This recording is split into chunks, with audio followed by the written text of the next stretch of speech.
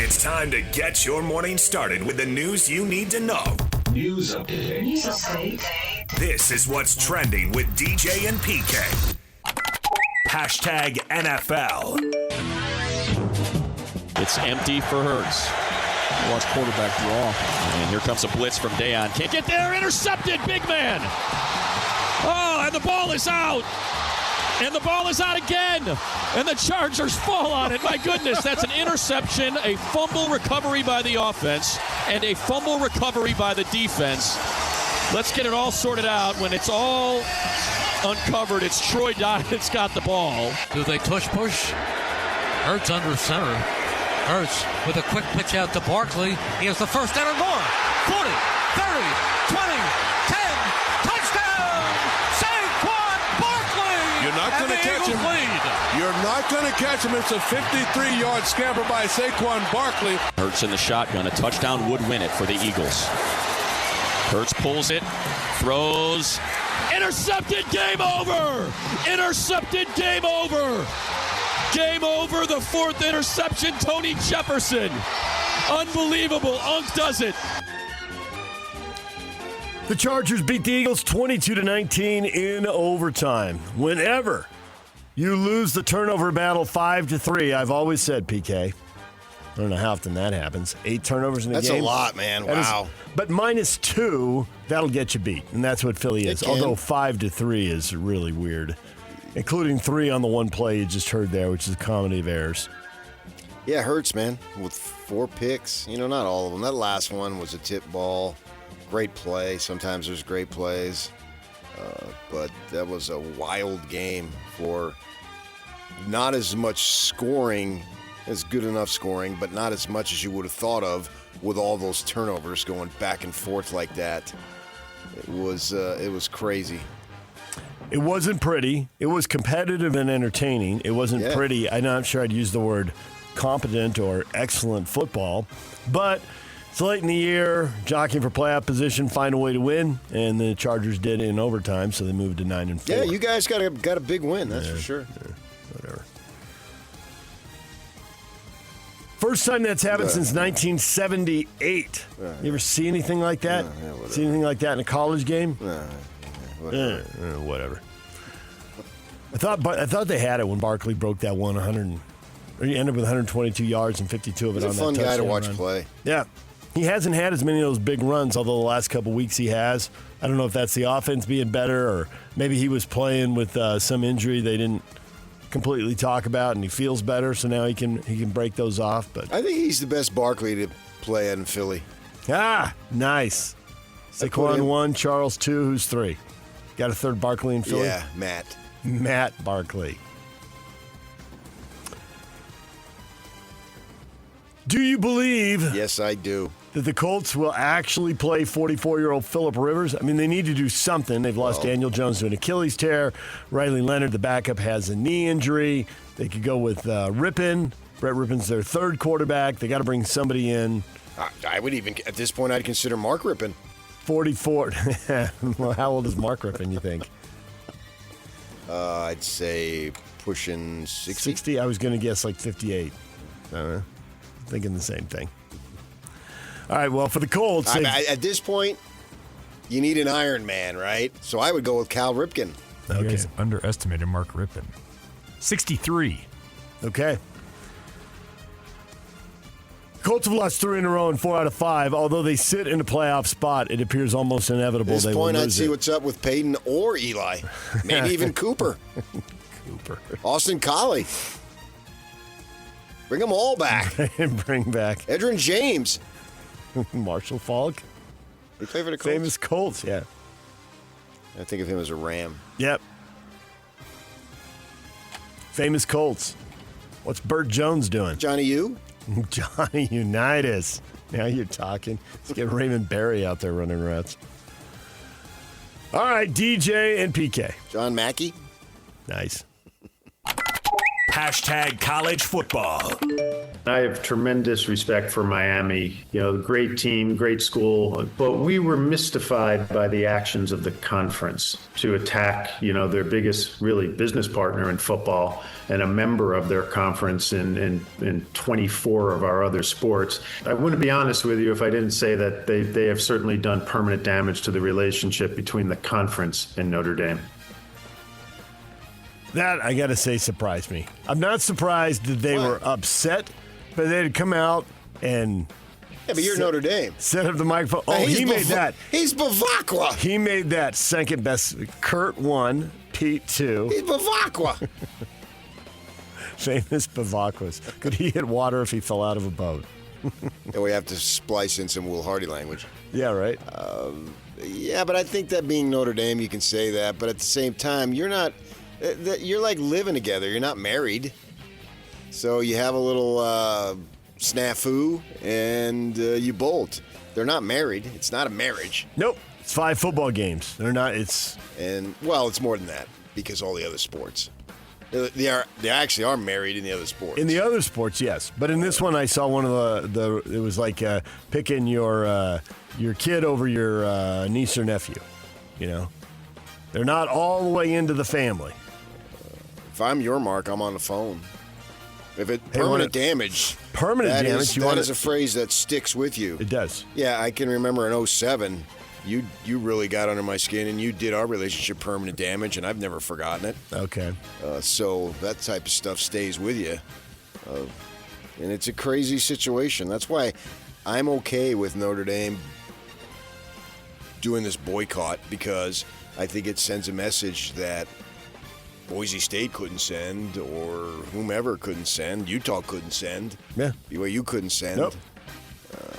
It takes somebody of Notre Dame's stature to say, I just have a hard time believing they're going to stop playing ACC teams and pivot.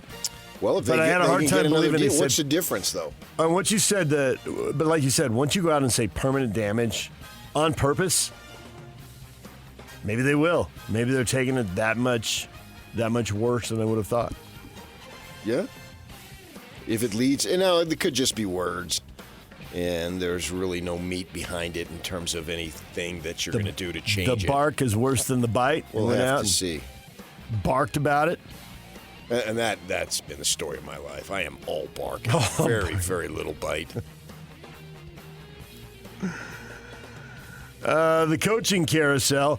How much you care that TCU offensive coordinator Kendall Briles is leaving to become South Carolina's new offensive coordinator? How much does that set back TCU, you think? He's thought of as a very good coordinator. Followed him a little bit. Obviously, he's the son of Art.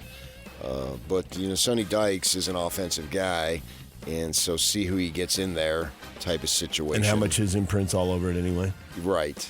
Yeah. He's not going to let it fall apart. Sonny's made his mark through the offensive end. When coaches lose coordinators on their side of the ball, whatever it is, they're there to make sure things keep going. But when they lose a coordinator on the other side of the ball, that's when things can get wild.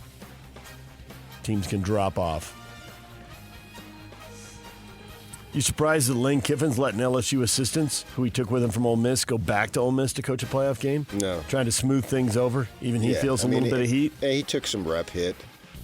And I do think that he has an affinity for the boys, the actual boys who are playing the game, not the adults, the boys, the guys who he's built relationships with 1, 2, 3, 4, maybe 5 years. And so you would be an absolute 1,000% cold-hearted if you didn't have any minimal, but I think it would be more minimal to the guys who you coached, that we were there with day in, day out for, as I say, up to 5 or 6 years, depending. Some of them not as much, obviously. So, no, why not? It'll be interesting to see if they win a couple of games, and then it lingers a little bit. Then it does linger. The portal was going. But, he can do a lot of it. And they take so many of these analyst dudes that they call them. It's not like there's no staff left. Right. And so you don't need on-the-field coaching right now. What you need is roster assembling, all but sorts of But you presumably rumors. have hired a general manager who's going to have a big say. Right. And so we're seeing guys like Dillingham came out he did a press conference yesterday, and basically, they've lost 2 captains, 3 starters, and he's saying it's nuts. The only thing that's staying is the money. In fact, the money's going up, and they don't have the money to pay these guys. And you'd have to think that LSU does. So here's some talent. Can you poach these guys? That's what it's all about. We go from coaching carousel season to poaching season. Yes. And that's the new world order. And as much as recruiting day is exciting and all that, it's the poaching season where the championship teams are going to be built. I think it's both. I think that you need both. You can't rely on poaching. You can't get all. But it can make a big difference. We've seen some kids now for Utah. Obviously, Isaac Wilson doesn't look like he has a future at Utah, so that seems natural that he would put his name in there. I know he did last year, but I would think this year he'd be gone. We'll see who has an opportunity to, not necessarily, I wouldn't say bid for his services, but are interested in his services. DJ and PK. Hashtag NBA. Do you care about the kids? Dylan Harper with a game-winning lay-in, offsetting Derek Queen's 33-point triple-double with 10 rebounds, 10 assists. Spurs and Pelicans, the most recent draft, on full display. Well, the Spurs are a good team. They've got some guys out right now, and Harper has an opportunity to take advantage of that. And he, at least from the layup perspective, the game winner he did. As I say, I expect certainly the Spurs to be a factor for the next few years. And New Orleans is so bad. Their record, what is it, like 3-22? Yep. I mean, it is really just bad. And awful. They don't have their draft pick. Well, but if you're going to get Derek Queen, that's the one who they gave to give it up. If Yep. you're going to go for 33, 10, and 10, you'll give up the draft pick. I still think they could be better than 3-22, and they're not dumping the games on purpose because they're not the one who's going to get the draft pick. I'm not following it. I don't know what they're doing, to tell you the truth. The Spurs, with all the Wembayama's been out since mid-November, and they've been really good. 8-3. They were 8-4 when he went out, and they've gone 8-3 since then. So this is a great stretch of basketball from them. The best. DJ and PK. Whoa. You see that Gobert thing? He threw an elbow. Ejected. Why he's up in the air? You can't do that. He loses his mind. Angry? Payback for something that happened earlier? Not while Mark Williams is in the air. That's an absolute 1,000% no-no. He's also do that. He's also now, they have a point system for flagrant fouls. He's now 1 point away from automatic suspension. Yeah. Rudy, man, getting a little cantankerous over there in Minnesota. DJ PK. Hashtag college basketball. BYU and Clemson, Madison Square Garden, Jimmy V Classic. Another high-profile event for the BYU basketball team. Well, this is the last one until conference season. I think they got a bunch of dogs between now and then. And Clemson's got 2 guys with Utah connection. If I'm not mistaken, both of them are LDS missionaries. Carter Welling and Jake Wallin, yep. And Wallin he's a Provo kid, right? Yeah, originally committed to BYU. And went to Utah and took off. And then Welling's a kid, saw him play high school ball at Corner Canyon, then went to Irvine, and I think he did a mission there. Then did UVU, and he's a big man, and so he got paid. So it's funny, they're playing Clemson in the Garden of all places, and they've got a couple of Utah connections on Clemson's team. You wouldn't think that. You would not think that, but welcome to the New World Order, right? Yeah. In fact, I would argue that Clemson would play more return missionaries in this game than BYU. Oh, nice. Look at you go. Counting heads and counting missions. You got Saunders, and I think that's it. 2-1. Because Baker's out, and it looks like he's out for the season, I guess. Yep. And that's pretty much it. So imagine, who would have thought in 2025 in Madison Square Garden, of all places, the world's most famous arena. I've been there many times as a kid. I haven't been there in many years, but had gone, used to people, family, whatever, take me to see the Knicks. I don't think I ever went to a game there with my father. We didn't have the money, but others did, and I was friends with the mayor's son, as I told you, and he had tickets, so I'd been to the Garden a few times. And then to have Clemson have more return missionaries in their lineup than BYU. That's shocking. It is. It's shocking. It's completely out of left field. It's shocking. There is literally nothing that would make you think that would be true, and yet here we are. I have no problem with it. It doesn't matter to me. I don't care. I'm just pointing it out.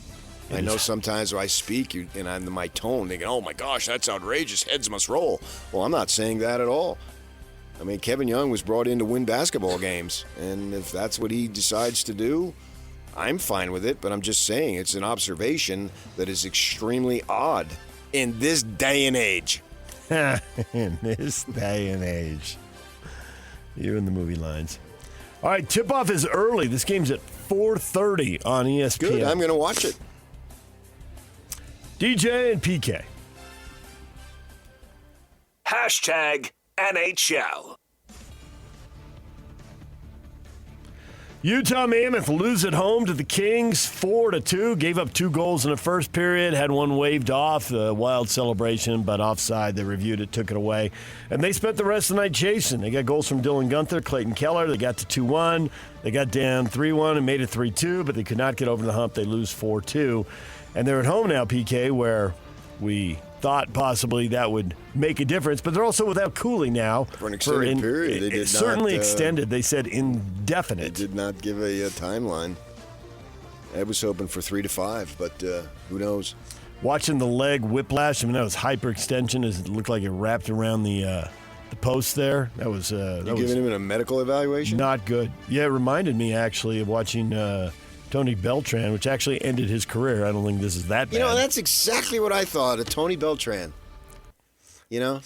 His leg went around. First I thought of Carlos Beltran, then I transferred it over to Tony. His leg whipped around a player who he didn't know was going to be there, and he ended up with 2 torn ligaments and torn cartilage and never played again. And a partridge in a pear tree. Yeah.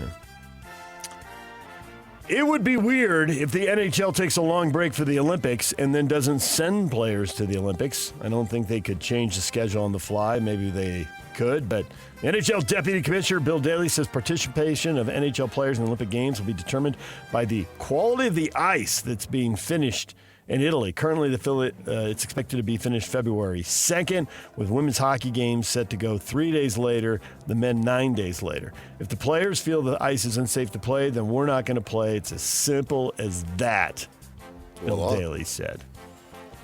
All right, we'll have to monitor that. That would be a major development, obviously. That would be a major development if suddenly there was no Olympic hockey because a bunch of players don't want to play. Well, Olympic hockey is like the premier event. Yeah. That and the corrupt judges in the figure skating. How can they know the quality of the ice, the building isn't done? I mean, I know the surface is going to be 3 feet shorter. That wasn't the deal. I think you roll the puck. Rough ice, and if you roll uneven the ice. puck and it doesn't go very far, something's skewed. Yeah. They said they have NHL officials monitoring it as they're building this thing out, but they're hoping to test it in the 3 days between the finish date and the start of the women's tournament. That's what's trending, brought to you by Shamrock Plumbing. You want to give one more shout out here? Yeah, I did. I think we need to shout out Beth Lanier, Utah women's volleyball, retiring after 36 years. That is just in a staggering amount of time. The advancements, we should get her on to talk about this too. What she must have seen from when basketball or volleyball started when she first got into coaching, and there's the progression and the advancements of women's sports at the collegiate level has just been enormous, all for the good, I think. And to have her be there, I sent a little text her way. I said, "What's the matter? You couldn't get to 40? You slacker?" I used to cover her way back when. You got a good sense of humor. But she's a legend in volleyball, man, to be there 36 years. And how many women you have coached, you couldn't even come close to naming them all. Hundreds. This is amazing. We'll never see this again. 36 years is an outrageous total. Yeah. I mean, half of that would be a massive career. And obviously you have to have success, or longevity equals success. They got to go hand in hand. And to see all the changes just from the conferences she's been through. She went whack to Mountain West, to Pac-12 to Big 12, yeah. And everything and involved now to the in transfer portal and see the sport now. The games are televised. The playoffs are on the cable stuff, and you get to watch them and all. She played in tiny gymnasiums at one point, and then saw the sport go outdoors when Nebraska had that packed game in a football stadium. She's seen all kinds of transitions. Yeah, and they got a great environment. The Crimson's Court, I've been up there many times to watch them play. What is trending? Brought to you by Shamrock Plumbing. There's no job too big or too small. Get the personal touch with Shamrock Plumbing. All right, coming up, Chris Hill is going to join us in studio. Man, football is changing on the fly now. Over the course of his career, which wasn't 36 years at the U, but it was pretty close, and he hired Beth. He's seen a lot of changes to the football postseason. What would he suggest, having watched this? And what does he think the pressure points are that maybe we're missing? His take on Notre Dame and what they have to say, I think, will be really interesting. He's going to join us in studio at 8:30. It's a Utah Jazz Ticket Tuesday. We're going to give away a pair of tickets to watch the Jazz and the Lakers. They play December 18th at the Delta Center. We'll do that coming up as well. The question of the day is next. Stick around for Hot Takes or Toast.